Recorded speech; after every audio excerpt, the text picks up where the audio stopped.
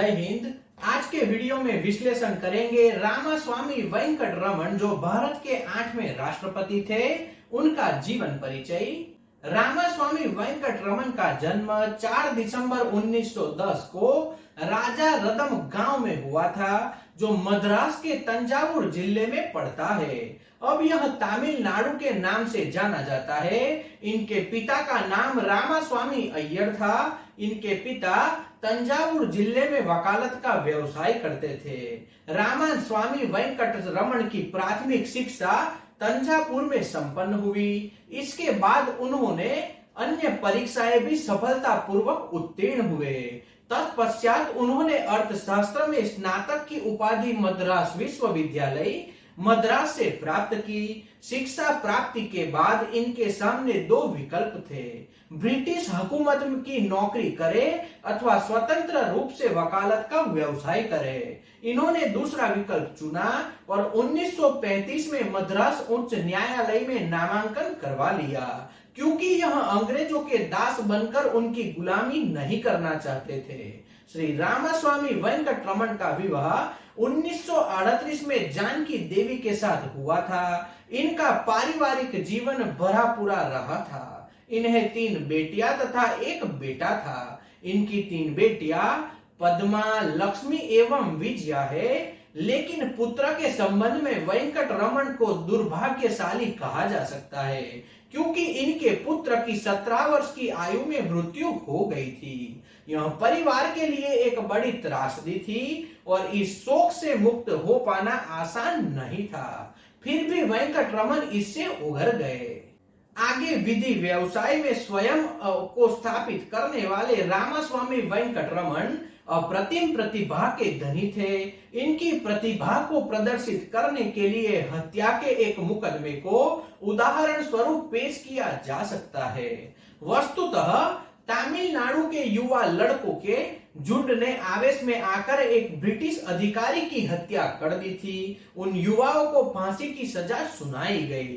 श्री राम गोपालाचारी उनके कम उम्र को आधार बनाकर फांसी की सजा रोकने के लिए अपील कर चुके थे, लेकिन उन्हें सफलता प्राप्त नहीं हुई थी। ऐसे में फांसी की सजा का दिन भी निर्धारित कर दिया गया, लेकिन रामास्वामी वेंकट रमन ने ब्रिटिश वकील की सहायता से इंग्लैंड की पुनः परीक्षण काउंसिल में उनके समक्ष एक प्रार्थना पेश की और उनमें सफलता भी प्राप्त की, क्योंकि मामला इंग्लैंड की प्रीवी काउंसिल के समक्ष विचाराधीन था। इस कारण भारत सरकार अपने विविध आदेशों की पूर्ति नहीं कर सकती थी, लिहाजा सजा पर रोक लगा दी गई। उस समय श्री राम गोपालाचारी भारत के श्रेष्ठतम वकीलों में से एक थे और वह भी ऐसा नहीं कर पाए थे, तो इस तरह की उनकी प्रतिभा थी। तब श्री राम गोपालाचारी ने रामास्वामी वेंकट रमन की प्रशंसा की थी और आगे इन्हें 1946 में भारत सरकार द्वारा वकीलों के उस पैनल में भी स्थान दिया गया,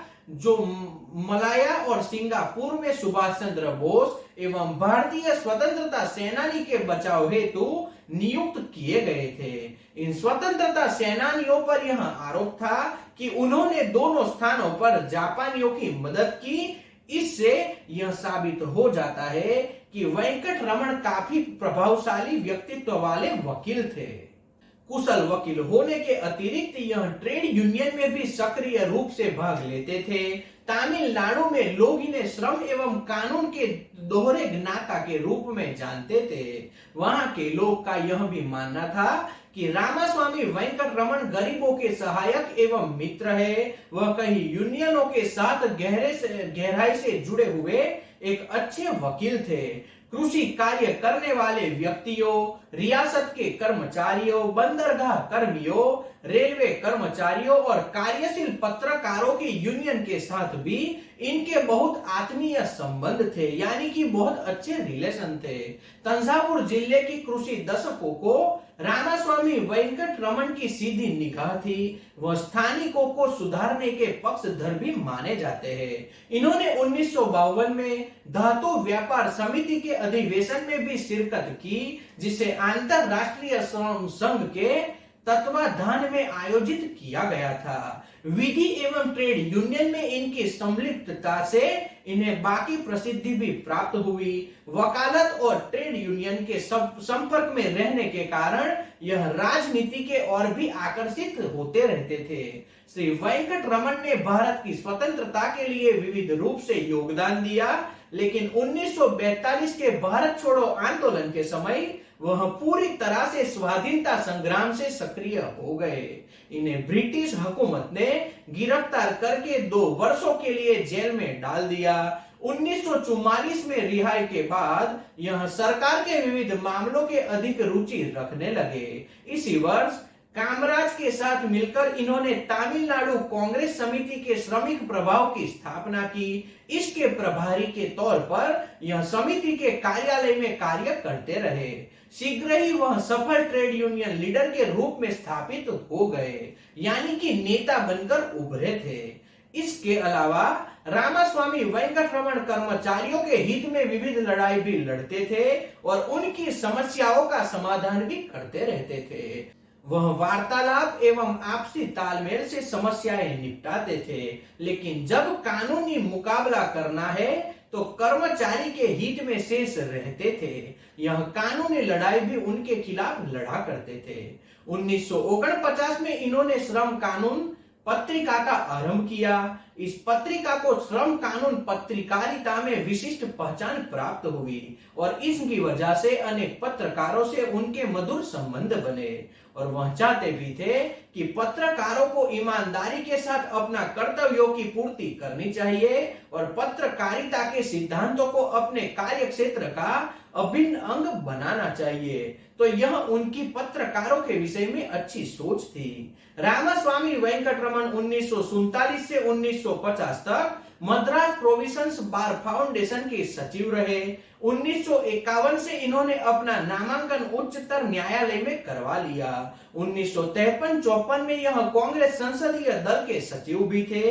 इन्होंने प्रधानमंत्री पंडित जवाहरलाल नेहरू की समाजवादी संबंधी नीतियों का सदैव समर्थन किया और कांग्रेस संसदीय समिति में रहते हुए अपना विशिष्ट योगदान भी प्रदान किया। भारतीय संविधान में अभिव्यक्त नागरिक के संपत्ति संबंधी अधिकार आर्टिकल 31 के निर्धारण में भी यह निमित्त बने और इनकी यशस्वी भूमिका रही थी।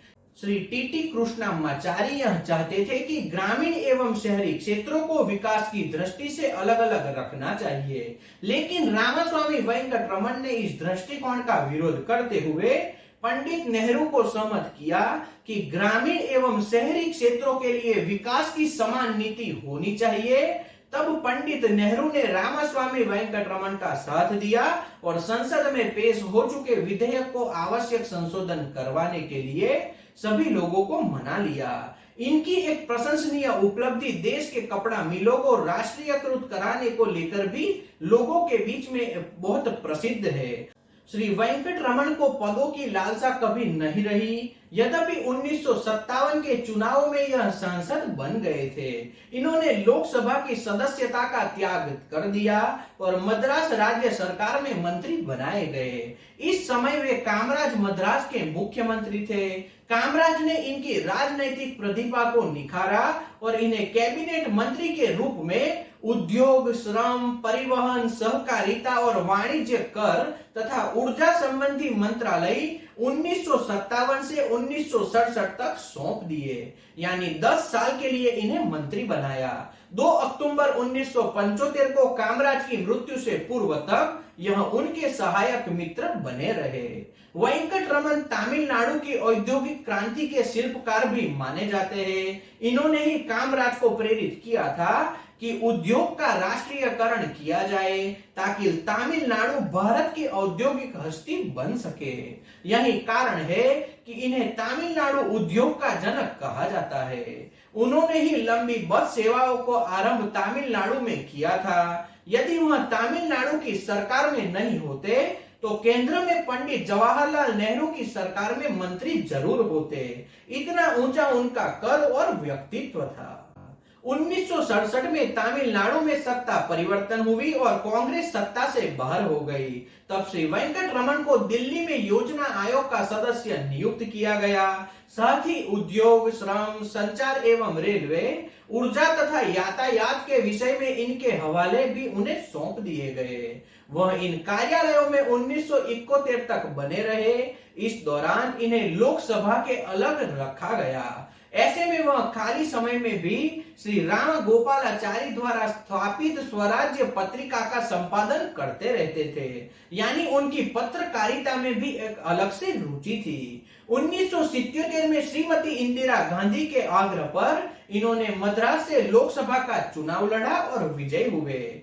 चूंकि यह कुशल वक्ता और संसदीय मामलों के अच्छे जानकार थे, अतः कांग्रेस की सत्ता में न रहने पर इन्होंने विपक्षी सांसद की भूमिका का निर्वहन भली भांति बहुत अच्छी तरीके से किया था। आगे 1980 में रामास्वामी वेंकट रमन पुनः लोकसभा चुनाव जीतकर संसद पहुंचे। इन चुनाव में श्रीमती इंदिरा गांधी की सत्ता वापसी हो चुकी थी। तब इन्हें केंद्रीय मंत्रिमंडल में स्थान प्रदान किया गया। वेंकट रमन 15 जनवरी 1982 से 2 अगस्त 1984 तक देश के रक्षा मंत्री बने रहे। इसके अतिरिक्त इन्हें 16 जनवरी 1980 से 9 अगस्त 1981 तक उद्योग मंत्रालय का कार्यभार भी संभालना पड़ा। इस प्रकार 28 जून 1982 से 2 सितंबर 1982 तक इन्होंने गृह मामलों के मंत्रालय का कार्यभार भी बहुत अच्छे से संभाला था। इसके पश्चात कांग्रेस पार्टी द्वारा श्री रामास्वामी वेंकट रमन को देश का उपराष्ट्रपति नियुक्त करने का निर्णय किया गया और 22 अगस्त 1984 को इन्होंने उपराष्ट्रपति पद का पदभार संभाल लिया। साथ ही उपराष्ट्रपति पद के रूप में राज्यसभा के सभापति वह बन गए। राज्यसभा के पदेन सभापति के रूप में इनके कार्य की सराहना मात्र कांग्रेस द्वारा ही नहीं बल्कि विपक्ष के द्वारा भी बहुत अच्छे से की जाती थी।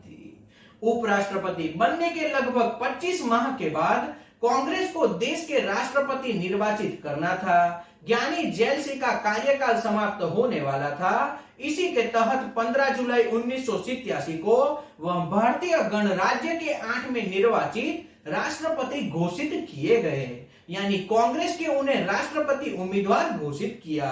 24 जुलाई 1987 को इन्होंने उपराष्ट्रपति पद से त्याग पत्र दे दिया। 25 जुलाई 1987 को मध्याह्न 12:15 पर संसद भवन के केंद्रीय कक्ष में सर्वोच्च न्यायालय के मुख्य न्यायाधीश RS पाठक ने इन्हें राष्ट्रपति पद की गोपनीयता की शपथ दिलवाई। इन्होंने अंग्रेजी भाषा में उस वक्त शपथ ग्रहण की। शपथ ग्रहण करने के तुरंत बाद श्री वेंकट रमन ने कहा, मैं इस उच्चतम कार्यालय में कर्तव्यों की पूर्ति में कोई त्रुटि नहीं करूंगा और न ही संविधान के निर्माताओं द्वारा तय की गई राष्ट्रपति की शक्तियों का दुरुपयोग करूंगा। पूर्व राष्ट्रपति डॉक्टर राजेंद्र प्रसाद, डॉक्टर राधाकृष्णन और डॉक्टर जाकिर हुसैन ने जो चमकदार परंपरा स्थापित की है, मैं उसका निर्वहन करूंगा। जब इनसे सूचना तंत्र के व्यक्ति ने पूछा कि आप राष्ट्रपति के रूप में किस प्रकार कार्य करने वाले हो, तो इन्होंने बेहद संतुलन जवाब दिया, यह जनता ही तय करेगी कि मेरा कार्यकाल कैसा रहा। यानी उन्हें अपने आप पर इतना विश्वास था। राष्ट्रपति के रूप में श्री वेंकट रमन के सामने कई प्रकार की कठिनाइयां भी आई थी, लेकिन वह राजनीतिक तूफानों से देश को सुरक्षित निकालने में सफल रहे। 1990 में विश्वनाथ प्रकाश सिंह की सरकार अल्पमत में आई और उसका पतन हुआ।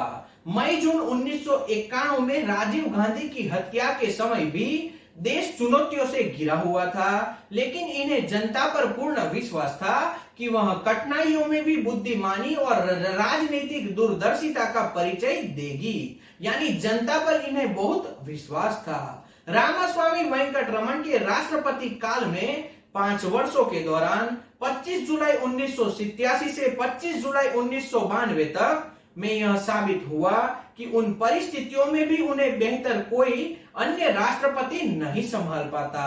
यदि उनके जीवन की महत्वपूर्ण उपलब्धियों पर दृष्टिपात किया जाए तो यह स्पष्ट हो जाता है कि श्री वेंकट रमन प्रत्येक जिम्मेदारी का निष्ठा से निर्वहन किए थे और कभी भी अति महत्वाकांक्षा अथवा पद की लालसा उन्होंने नहीं दिखाई। उपराष्ट्रपति रहते हुए भी इन्होंने कहीं जिम्मेदारियों का पालन किया। श्री वेंकट रमन ने अपने कार्यकाल के दौरान कहीं देशों की सद्भावना यात्रा भी की। मई 1992 में यह 6 दिवसीय चीन यात्रा पर भी गए थे।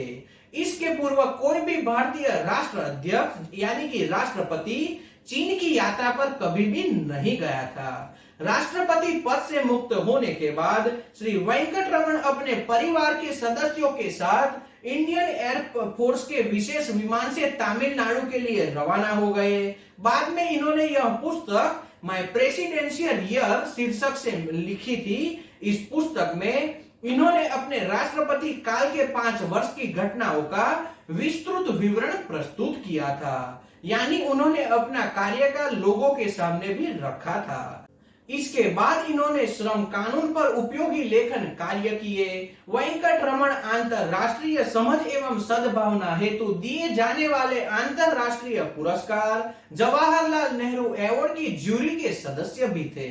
विकास, शांति एवं निशस्त्रीकरण के क्षेत्र में दिए जाने वाले इंदिरा गांधी पुरस्कार की चयन समिति के भी वह सदस्य थे। वे जवाहरलाल स्मृति कोष के उपाध्यक्ष और इंदिरा गांधी स्मृति कोष के न्यासी भी थे। वे गांधीनगर खरवा इंस्टीट्यूट, दिल्ली विश्वविद्यालय और पंजाब विश्वविद्यालय, रूरल इंस्टीट्यूट एंड दिल्ली विश्वविद्यालय एवं पंजाब विश्वविद्यालय के कुलपति भी चुने गए। यानी इतने बड़े बड़े पद पर उन्होंने अपना कार्य किया और सेवाएं प्रदान की। यह बेहद आकर्षक व्यक्तित्व वाले स्वामी थे। इनके चेहरे पर सदैव मुस्कान रहती थी। वेंकट रमन का नाम कभी विवादों में नहीं आया और न ही इन पर भ्रष्टाचार का कोई भी गंभीर आरोप लगा। यह स्वयं को राजनीतिज्ञ से ज्यादा राष्ट्रवादी मानते थे, जिसका कार्य देश की सेवा करना होता था। एक बार इन्होंने कहा था, राजनीतिज्ञ वह है जो अगले चुनाव के विषय में सोचते हैं और राजनेता वह है जो अगली पीढ़ी के विषय में सोचता है। श्री वेंकट रमन सभी प्रकार की जातीय विषमताओं को बुरा मानते थे, साथ ही गुटनिरपेक्षता के भी वह हिमायती थे। यह जीवन भर शाकाहारी रहे और कभी शराब का सेवन नहीं किया। वह गांधीवादी विचारधारा के घोर उपासक थे। इन्हें संगीत, संस्कृति और कला के से काफी लगाव था। 25 जुलाई 1992 तक यह भारतीय गणराज्य के सबसे महत्वपूर्ण पद पर बने रहे। श्री वेंकट रमन ने अच्छी उम्र पाई और जीवन के 98 वर्ष देखने का उन्हें सौभाग्य मिला। 12 जनवरी 2009 को इनको यूरोसेप्लिक की शिकायत होने पर नई दिल्ली के army research and referral hospital में भर्ती करवाया गया, लेकिन इनकी स्थिति गंभीर होती चली गई। 20 जनवरी 2009 को इनका ब्लड प्रेशर काफी कम हो चुका था, साथ ही इन्हें इन्फेक्शन भी बहुत बढ़ चुका था और 26 जनवरी 2009 को इनका अस्पताल में ही निधन हो गया। इस प्रकार इनके निधन से एक युग का अंत हुआ, लेकिन भारत माता के इस सच्चे सपूत को देश कभी भी विस्मृत नहीं कर सकता। इन्होंने अपना पूरा जीवन देश के लिए समर्पित कर दिया। तो यह था भारत के 8वें राष्ट्रपति रामास्वामी वेंकट रमन का जीवन परिचय। तो आज के वीडियो में इतना ही। जय हिंद।